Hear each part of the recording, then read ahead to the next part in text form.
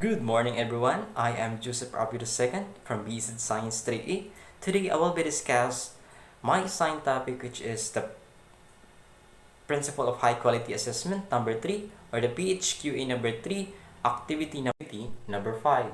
First, let me present the objectives. Define and discuss validity in various authors. Apology, that's VALIDITY, and cite and classrooms illustrations of validity.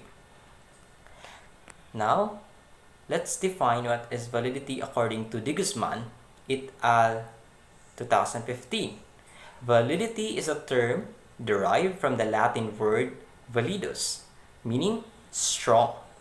In the view of assessment, it is deemed valid if it measures what is supposed to, meaning if the result of the personality test claimed that a very shy person was in fact outgoing, the test would be invalid. To be clear, these classrooms illustrations of de Guzman et al. 2015. For instance, an assessment purportedly for measuring arithmetic skills of grade 4 pupils is invalid if used for grade 1 pupils because of issues content, test content evidences or evidence, and level of performance or response of process evidence. So a test that measures recall of the mathematical formula is invalid if it's supposed to assess problem solving. Imagine grade 1 pupils use measuring arithmetic skills of grade 4 pupils. So this is an example of validity problems, particularly on the content-related evidence. Now, which according to de Guzman et al. 2015, assessment is valid if it measures a student's actual knowledge and performance with respect to the intended outcomes and not something else. It is representative of the area of learning or content of the curricular aim being assessed.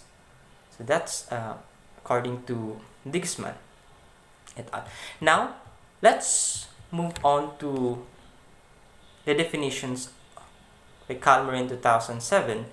According to Calmarin, the degree of validity is most important attribute of test, which validity refers to the degree to which a test is capable to achieving certain aims. Now, this is an example of Calmarin classroom's illustrations. For example, the test is how many grams are there in 5 kilograms? Of the 50 students who took the test in mathematics, 50 or 100% answered correctly. Hence, the test valid according to Calmarin. Because the validity must determine reference particularly used for which the test being considered. The validity of test must always consider in relations to the purpose it serves. Validity is always specific relations to some definite situations, because according to Calmarin, a valid test is always valid. Now let's move on to Vendetto 2013. Is the third quality of a good test should have a validity. To be valid, a test should measures what it claims to measures, although it needs to be relatively reliable to be valid. Merely because it is reliable does not mean that it will valid.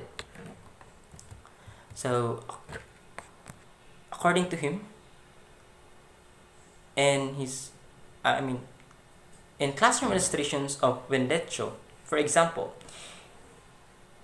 if the scale is off 5 pounds and read weight every day with excess of 5 pounds, The scale is reliable because it is consistently reports the same weight every day. But it is not valid because it adds 5 pounds to true weight. It is not valid measures of true weight.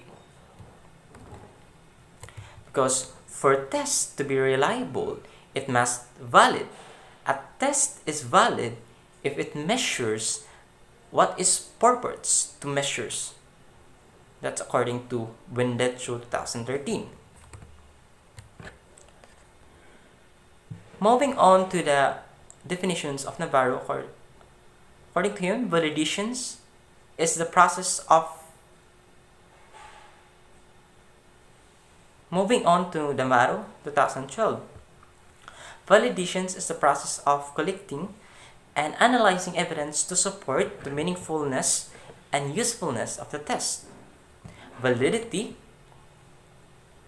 is the extent to which the test measures what it purports to measures, or as referring to the appropriateness, correctness, meaningfulness, and usefulness of the specific decisions teachers make based on the test result.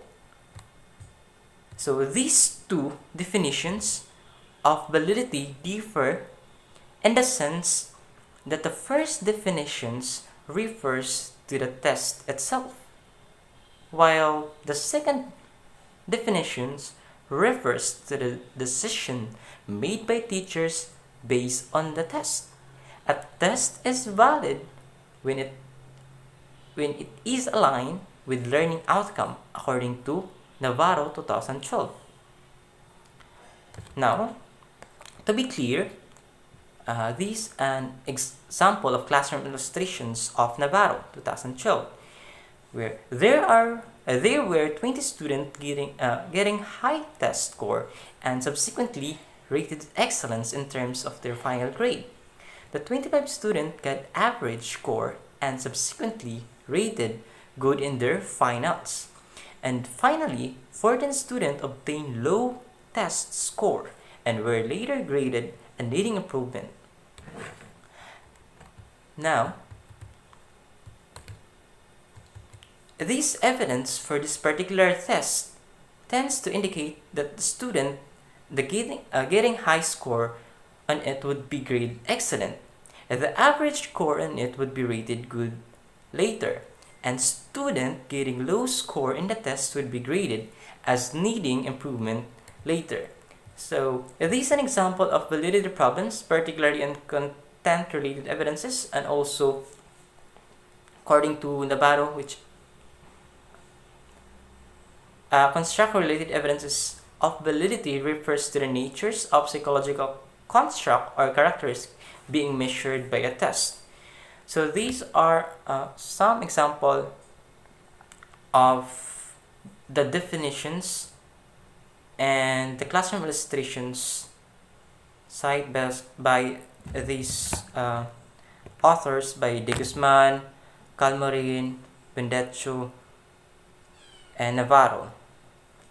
You can browse it to our library and also as a references. That would be all. Thank you.